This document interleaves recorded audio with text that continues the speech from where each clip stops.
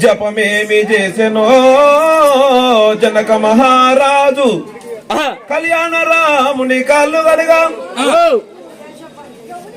కతువేమి చేసిరో కంసల్య దశరథులు రామమూర్తికి